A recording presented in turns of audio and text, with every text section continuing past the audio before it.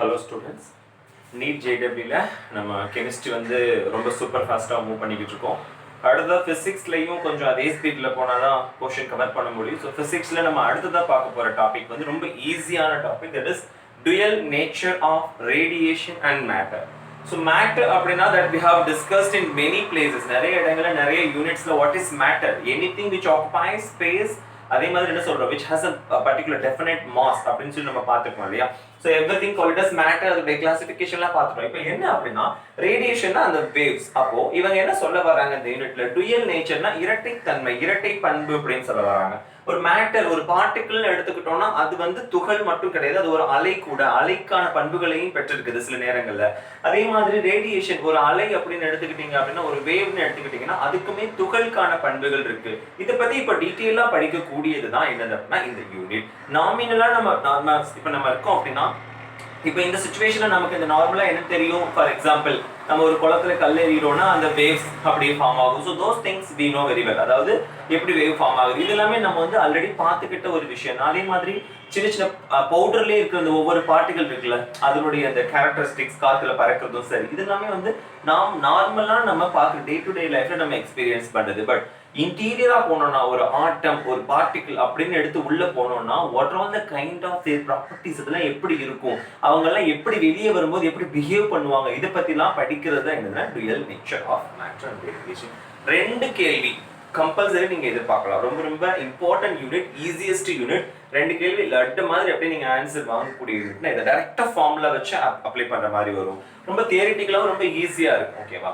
So first இந்த யூனிட்டுக்கு முன்னாடி போறதுக்கு முன்னாடி இவங்க என்ன சொல்ல வர்றாங்க ஃபர்ஸ்ட் ஆஃப் ஆல் அப்படின்னா, எவ்ரி ஆட்டம் நம்ம ஆல்ரெடி கரண்ட் எலக்ட்ரிசிட்டிலே படிச்சிருப்போம். ஒரு மெட்டல் அப்படின்னு எடுத்துக்கிட்டீங்கனாலே வந்து இதுல வந்து ஆட்டம்ஸ் இருக்கும், அல்ல எலக்ட்ரான்ஸ்னு வைங்க. ஓகே, ஸோ ஒவ்வொரு ஆட்டம்குள்ளேயும் ஒவ்வொரு எலக்ட்ரான்ஸ் இருக்கும். அந்த எலக்ட்ரான்ஸ் வந்து ரேண்டமா மூவ் ஆகிட்டு இருக்கும்னு நம்ம படிச்சிருக்கோம். அப்போ நம்ம என்ன பண்ணுவோம், ஒரு பொட்டன்ஷியல் டிஃபரன்ஸ் அப்ளை பண்ணோம் அப்படின்னா அந்த எலக்ட்ரான் வந்து நம்ம எந்த டைரக்ஷன்ல பொட்டன்ஷியல் டிஃபரன்ஸ் அப்ளை பண்றோமோ அதுக்கு ஆப்போசிட் டைரக்ஷன்ல மூவ் ஆகி ட்ரிஃப்ட் ஆகி, அப்ப ட்ரிஃப்ட் வெலாசிட்டி ப்ரொடியூஸ் ஆகி இன்டர்ன் என்ன ப்ரொடியூஸ் ஆகும், எனக்கு கரண்ட் ப்ரொடியூஸ் ஆகும். இது நம்ம பார்த்தது தான்.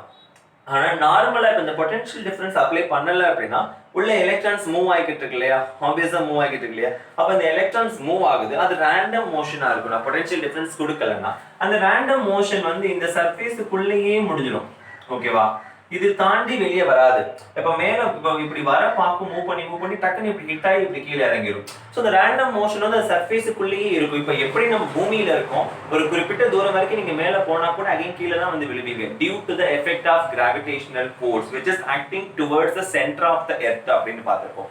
சிமிலர்லி இங்கேயுமே ஆட்டம்னு எடுத்துக்கிட்டீங்கன்னா ஆட்டம்னுடைய நியூக்ளியஸ் என்ன பண்ணும், ஆட்டம்னுடைய நியூக்ளியஸ் வந்து அந்த எலக்ட்ரான்ஸை பிடிச்சி எடுத்துக்கிட்டே இருக்கும். இது வரைக்கும் வந்து இந்த சர்ஃபேஸ் வரைக்கும் வந்து நீ எங்க வேணா போய்க்கோ, அதுக்கு மேல போனேன்னா திருப்பி என்கிட்ட வந்துதான் ஆகணும், அந்த மாதிரி. ஓகேவா? சோ அந்த சர்ஃபேஸை தாண்டி வெளியே போக முடியாத அந்த எலக்ட்ரானா, தட் இஸ் கால்ட் பேரியர், ஒரு தடை. that is called surface barrier அப்படின்னு சொல்லுவோம். அப்ப அந்த மாதிரி வெளியே கொண்டு வரணும், அந்த எலக்ட்ரான் வெளியே வருது, அதையும் தாண்டி வெளியே வர்றதுதான் எலக்ட்ரான் எமிஷன் அப்படின்னு சொல்லுவோம். அப்போ ஃபார் எக்ஸாம்பிள் இப்ப இந்த மெட்டலை தாண்டி வெளியே வரணும் அப்படின்னா நான் 100 எலக்ட்ரான் வோல்ட் ஒரு இது கொடுக்கணும் அப்படின்னா இந்த இதுதான் வந்து என்னது, ஒர்க் ஃபங்க்ஷன் 5 அப்படின்னு சொல்லுவோம், ஒர்க் ஃபங்க்ஷன். அப்போ ஒர்க் ஃபங்க்ஷன்னா நத்திங் பட், ஓகேவா, the minimum amount of energy required for the electron to come out from the material. அவ்வளவுதான். ஜஸ்ட் இதை விட்டு வெளியே வர்றதுக்கான தேவையானது தான் இது 100 எலக்ட்ரான் வோல்ட். ஓகேவா? இப்போ நல்லா கவனிங்க, இதனுடைய ஒர்க் ஃபங்க்ஷன் 100 அப்படின்னு 100. ஓகே, ஃபார் எக்ஸாம்பிள் இதுக்கப்புறம் நான் வந்து என்ன பண்றேன் அப்படின்னா 120 எலக்ட்ரான் வோல்ட்ல அப்ளை பண்றேன். 120 எலக்ட்ரான் வோல்ட் எனர்ஜி இதுக்கு கொடுக்குறேன் அப்படின்னா என்ன நடக்கும் தெரியுமா? இப்போ ஒவ்வொரு எலக்ட்ரான் இருக்கு இல்லையா, எவ்ரி எலக்ட்ரானுக்கு வந்து 10 எலக்ட்ரான் வோல்டேஜ் வந்து சரி, okay, 10 electron voltage is the kinetic energy. ஓகேவா? அப்ப இந்த கைனடிக் எனர்ஜி மேக்ஸிமம் கைனடிக், ஒரு எலக்ட்ரானுக்கு வந்து மேக்ஸிமம் கைனடிக் எனர்ஜி வந்து 10 எலக்ட்ரான் வோல்ட். இப்போ நான் 120 எலக்ட்ரான் வோல்ட் அப்ளை பண்றேன். ஓகேவா?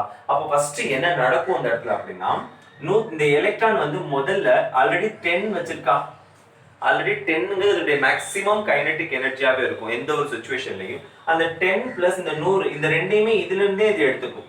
ஓகேவா? ரேண்டமா மூவ் ஆகிட்டு இருக்கிற எலக்ட்ரான் இந்த மெட்டல்ல நான் 120 எலக்ட்ரான் வோல்ட் அப்ளை பண்ணும்போது தன்னுடைய 100 எல்லையை தாண்டி வர்றதுக்கு தேவையானதும் கிடைக்குது, அதுக்கும் மேல மிச்சம் உள்ளது எல்லாத்தையும் தன்னுடைய ஸ்பீடுக்காக பயன்படுத்திக்கும். அப்ப நான் ஒரு மெட்டல் மேல ஏதாவது ஒரு ஃபோர்ஸ் அப்ளை பண்ணா அந்த எலக்ட்ரான் வெளியே வந்து மூவ் ஆக ஆரம்பிச்சிடும், அந்த ஒரு பர்டிகுலர் டைரக்ஷன்ல மூவ் ஆக ஆரம்பிச்சிடும். அப்படி இல்ல வெறும் 100 மட்டும் கொடுத்தேன்னா வெளியே மட்டும் வரும், வெலாசிட்டியே இருக்காது, கைனடிக் எனர்ஜி இருக்காது, வெறும் வெளியே வந்துடும், அவ்வளவுதான். ஸோ இதுதான் வந்து இந்த சுச்சுவேஷன். இந்த மினிமம் எனர்ஜி ரிக்வயர்டை தான் நம்ம என்ன சொல்லுவோம், அதை வெளியே கொண்டு வரதுக்கு ஒர்க் ஃபங்க்ஷன். இது ஒவ்வொரு இடத்துலையும் ஒவ்வொரு மாதிரி நம்ம படிப்போம். பாண்டிங் எனர்ஜியா படிக்கிறோம், பாண்டு உடைக்கிறதுக்கு தேவையான மினிமம் எனர்ஜி, ஆக்டிவேஷன் எனர்ஜியா படிக்கிறோம். இந்த மாதிரி ஒரு ரியாக்ஷன்லனா ஆக்டிவேஷன் எனர்ஜி, கெமிஸ்ட்ரி, இந்த மாதிரி அங்கங்க நம்ம ஒவ்வொரு டிஃப்ரெண்டா படிக்கிறோம். அதே எனர்ஜி இங்க எலக்ட்ரான் வோல்ட்ல சொல்றோம்னா, நம்ம வந்து நியூக்ளியர் பிசிக்ஸ், அட்டாமிக் பிசிக்ஸ்லாம் எலக்ட்ரான் வோல்ட்ல டினோட் பண்ணுவோம். ஒரு எலக்ட்ரான் வோல்ட் அப்படின்னா ஒரு எலக்ட்ரானை பேஸ் பண்ணி அவங்க சொல்ல வர்றாங்க. ஒரு எலக்ட்ரானுக்கு 1 வோல்ட் பொட்டன்ஷியல் கொடுக்கும்போது எவ்வளவு எனர்ஜி அக்வயர் பண்ணுது அப்படிங்கிறது. அப்போ ஒரு எலக்ட்ரானா 1 × 10⁻, அதாவது 1.6 × 10⁻−19 வரும், கரெக்டா?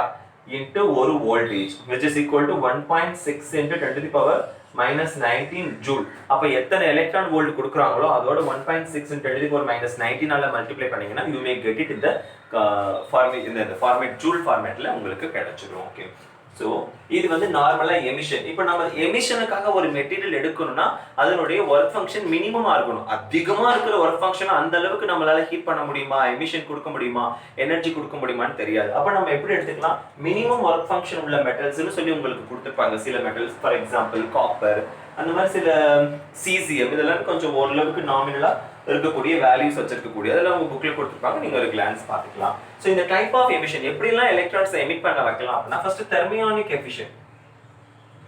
தெர்மியானிக் அப்படின்னா ஹீட் பண்றது, வேற ஒண்ணுமே கிடையாது. ஸோ ஒரு மெட்டல வந்து ஃபிலமெண்ட் வச்சு, எக்ஸ்ரே டியூப்ஸ்லனா ஃபிலமெண்ட்டை ஹீட் பண்ணுவாங்க அந்த மாதிரி. ஸோ அந்த காயில்ஸை வந்து ஹீட் பண்ணுறது மூலியமோ ஏதோ ஒரு மெத்தட்ல ஹீட் பண்ணீங்கன்னா ஆப்வியஸா அந்த ஹீட் எனர்ஜி டிரான்ஸ்ஃபர் ஆகி ஆட்டோமேட்டிக்கா எலக்ட்ரான்ஸ் எமிட் ஆகும். இது ஒரு டைப். ஃபீல்டு எமிஷன் அப்படின்னு பாத்தீங்க அப்படின்னா எலக்ட்ரிக் ஃபீல்டு அப்ளை பண்ணுவீங்க. இங்க ஒரு மெட்டல் இருக்கு அப்படின்னா, ஃபார் எக்ஸாம்பிள் இங்க பாசிட்டிவ் பிளேட்ஸ் வச்சிருப்பீங்க, இங்க நெகட்டிவ் பிளேட்ஸ். அப்ப எலக்ட்ரிக் ஃபீல்ட் டைரக்ஷன் வந்து இந்த டைரக்ஷன்ல வரும், கரெக்டா? பாசிட்டிவ்ல இருந்து வெளியே வந்து நெகட்டிவா நோக்கி போகும். அதான் நம்ம எலக்ட்ரோஸ்டாட்டிக்ஸ்ல படிச்சது. அப்ப இந்த மெட்டல்ல இருக்கக்கூடியதுல உள்ள அந்த எலக்ட்ரான்ஸ் எல்லாம் ஆட்டோமேட்டிக்கா எமிட் பண்ணும், எலக்ட்ரான்ஸ் எமிட் பண்ணும். இப்ப எலக்ட்ரான்ஸ் எமிட் பண்ணா இங்க நெகட்டிவ் இருக்கு, இந்த டைரக்ஷன்ல அப்ப மூவ் ஆகாது. நான் இந்த டைரக்ஷன்ல ஃபீல்ட் அப்ளை பண்ணா பாசிட்டிவ் நோக்கி தான் என்ன பண்ணும், எலக்ட்ரான்ஸ் மூவ் ஆகும், ஏன்னா அதெல்லாம் நெகட்டிவ் சார்ஜஸ். ஓகேவா? சோ எலக்ட்ரான்ஸ் இந்த டைரக்ஷன்ல மூவ் ஆகும். இது ஒரு டைப் ஆஃப் எமிஷன். இப்படி இல்ல அப்படின்னா போட்டோ எலக்ட்ரிக் எமிஷன். ஓகேவா? போட்டோ எலக்ட்ரிக் எமிஷன் அப்படின்னா ரேடியேஷன் வேவ்ஸ், லைட்டோ இல்லை ஏதோ ஒரு வேவ்ஸ் அப்ளை பண்ணும்போது என்ன ஆகும், இப்போ லைட் இதுக்கு மேல படுது, குறிப்பிட்ட எனர்ஜியுடைய லைட் படும்போது இங்க இருந்து என்ன ஆகும், எலக்ட்ரான்ஸ் வந்து எமிட் ஆகும். So this is called photoelectric emission. எப்படி எலக்ட்ரான்ஸ் எமிட் ஆகுதுன்னா, இந்த light waves consist of photons. photonsங்கிற பார்ட்டிகல் லைட் வேவ்ஸ்ல இருக்கு. அது போய் ஒரு மெட்டல்ல ஹிட் ஆகும் போது தான் எலக்ட்ரான்ஸ் வெளிப்படுது. So இது ஒரு photoelectric emission. அப்ப அந்த photons வந்து light contains photons and it emits electrons. The photons itself emits electrons. Okay? இதுக்கு அப்புறம் செகண்டரி எமிஷன் அப்படின்னு சொல்லி, செகண்டரி எமிஷனா நம்ம வந்து ஏதோ ஒரு ஃபீல்டு அந்த மாதிரி தான் அப்ளை பண்றோம். இப்போ என்ன பண்றோம், என்ன எமிட் பண்ணணும், எலக்ட்ரானை தானே, அதே எலக்ட்ரானையே போட்டு இது பண்றது. ஓகே, ஸோ அதே எலக்ட்ரானை வச்சு தாக்குறது இந்த மெட்டலை. So electron beam, very high வோல்டேஜ்ல வந்து எலக்ட்ரான் பீம் அப்ளை பண்ணும்போது அந்த எலக்ட்ரான் பீம் வந்து மெட்டலை ஹிட் ஆகி அகைன் உள்ள இருக்கிற எலக்ட்ரான்ஸை ரீப்ளேஸ் பண்ணிவிடும். ஓகேவா? So these are all the kind of emissions that we usually follow. Okay,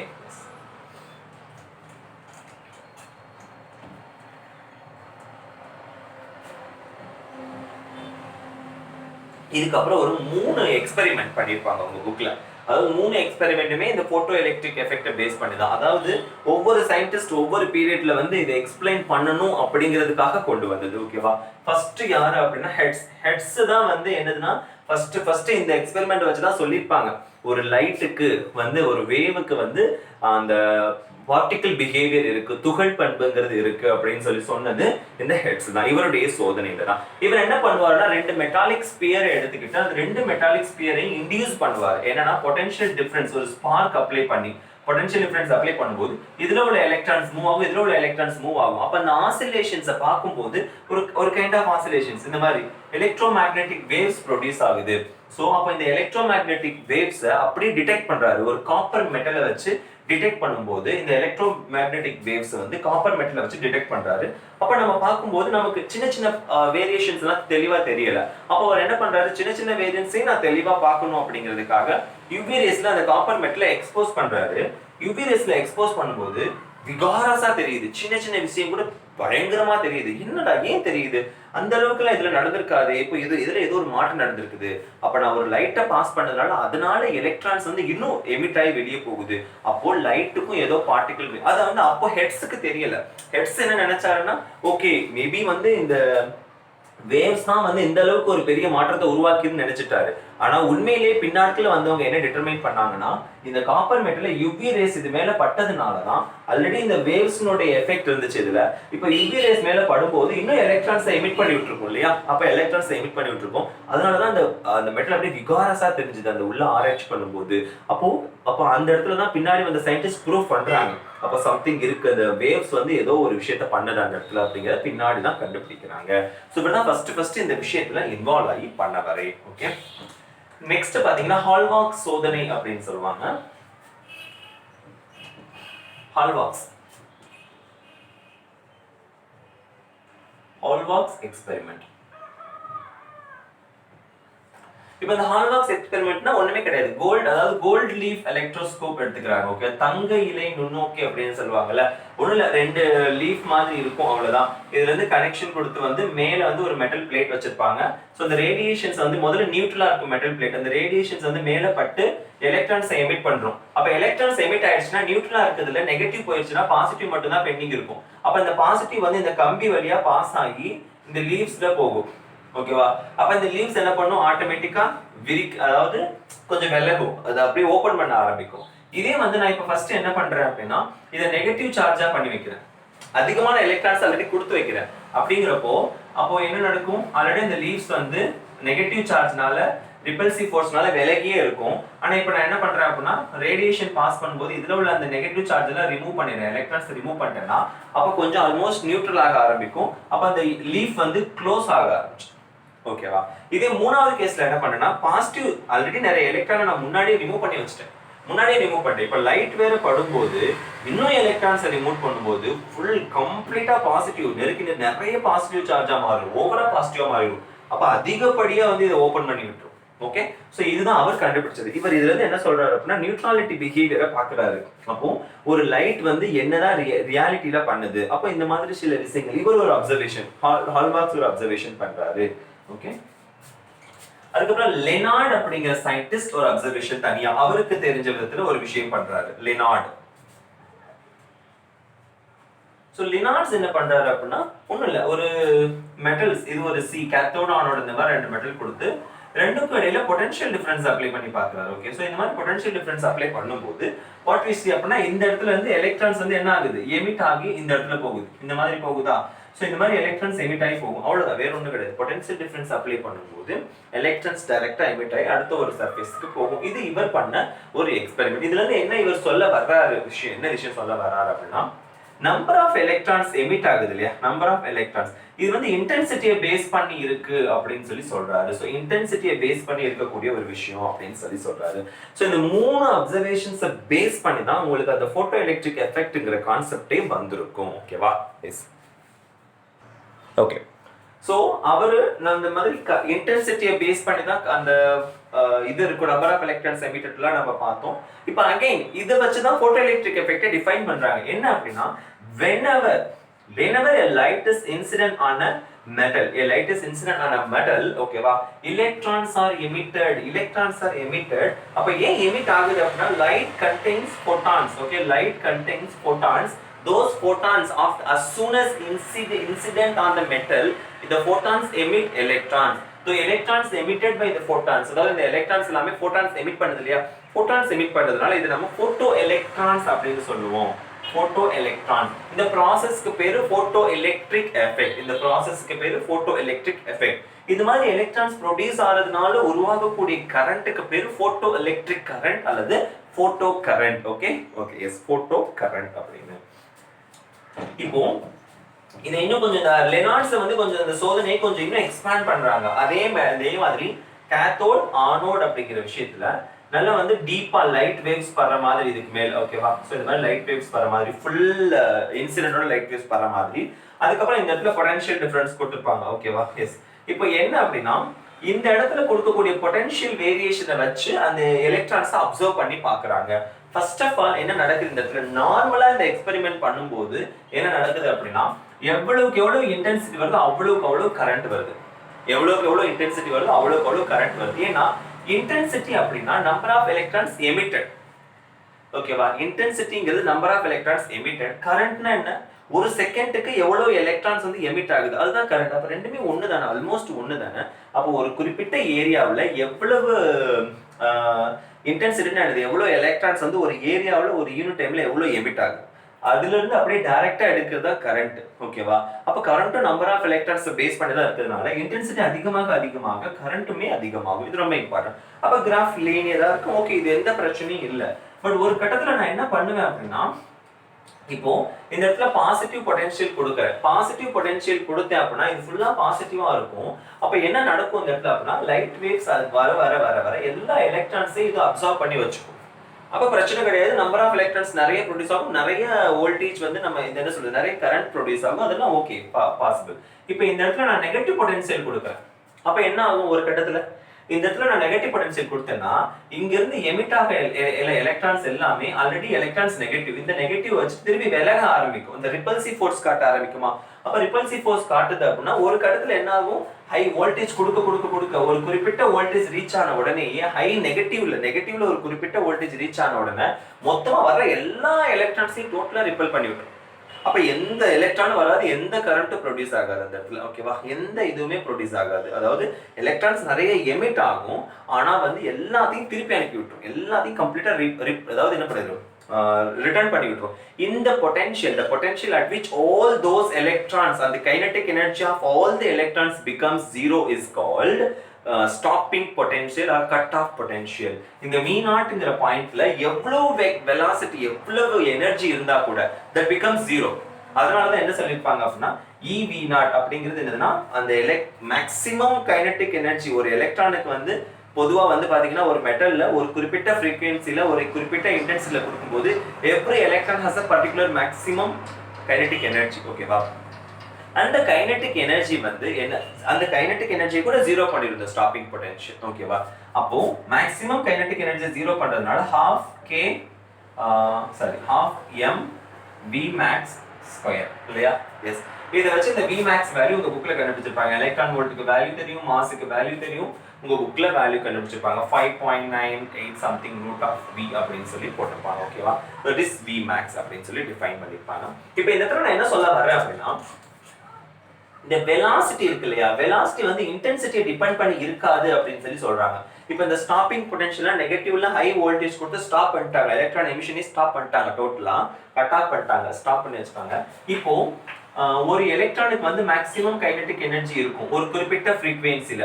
ஓகேவா?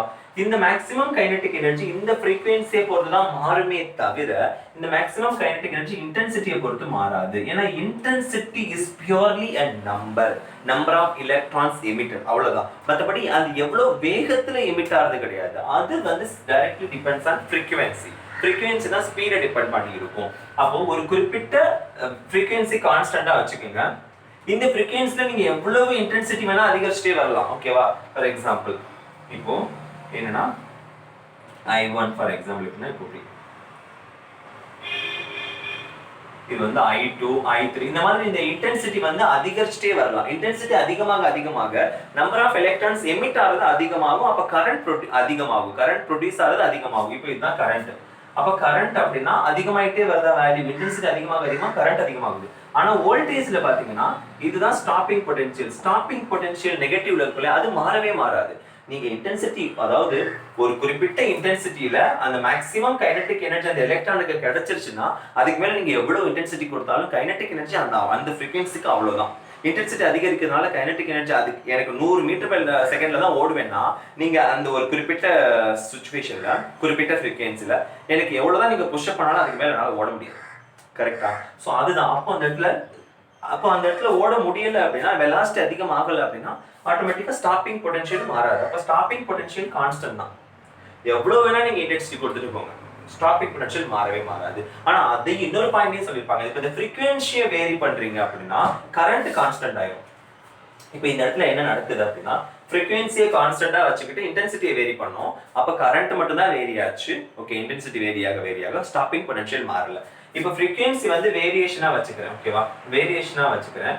ஒவ்வொரு frequency இப்போ இது வந்து frequency 1, frequency 2, frequency 3 எல்லாத்துலயும் intensity கான்ஸ்டன்ட்டா வச்சுக்கிறேன்.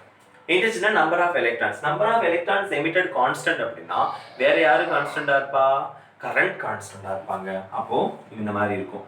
இந்த மாதிரி saturation current பாயிண்ட் இருக்கும். ஓகேவா? இந்த இதுல இருந்து இந்த மாதிரி வரும்.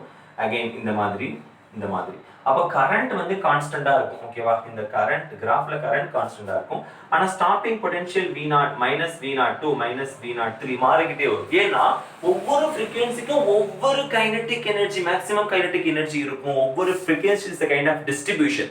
அப்போ ஒவ்வொரு டிஸ்ட்ரிபியூஷன்லயும் அந்த எலக்ட்ரானுக்கு வந்து ஒவ்வொரு கைண்ட் ஆஃப் மேக்ஸிமம் எனர்ஜி இருக்கும். அப்போ ஒவ்வொரு மேக்ஸிமம் எனர்ஜி இருக்கு அப்படின்னா ஒவ்வொரு மேக்ஸிமம் எனர்ஜிக்கும் ஒவ்வொரு ஸ்டாப்பிங் பொட்டன்ஷியல் கொடுக்க வேண்டியது வரும். இதை பத்தி தான் உங்க புக்ல என்டையரா டீடைலா சொல்லியிருப்பாங்க. அது ஒரு கிளான்ஸ் நீங்க பாத்துக்கிற மாதிரி வரும். ஓகேவா?